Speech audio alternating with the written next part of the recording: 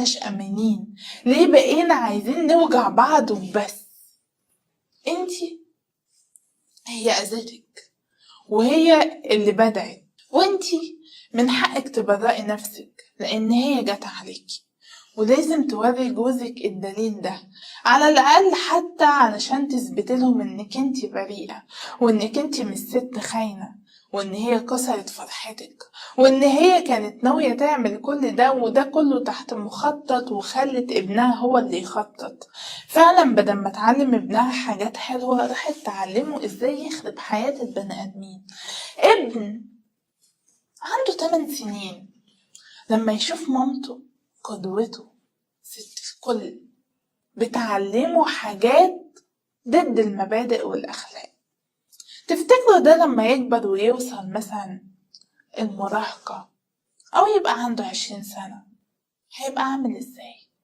لما قدوتي بتعلمني أخرب حياة الناس، لما قدوتي بتعلمني حاجات غلط أصلا، المطالب إن الطفل يبقى عامل ازاي؟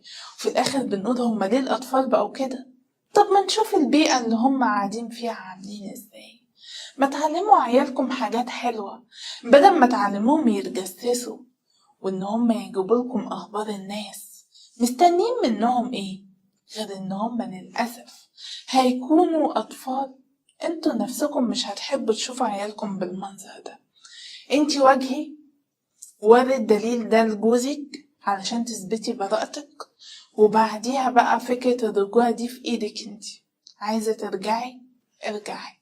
هو اتصدم، والخيانة صعبة جدا، والخيانة فعلا شعور من اكتر الاحساس ان الواحد ممكن يحس بيه بصعوبته، ان الشخص يعرف اني انا ليه اتخنت.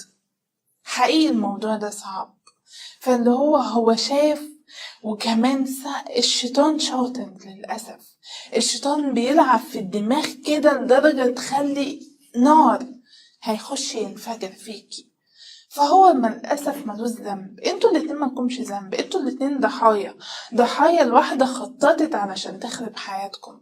بلاش ان انتوا تخلوها تنجح في ده، بالعكس اديله فرصة، انتي مش هتخسري حاجة.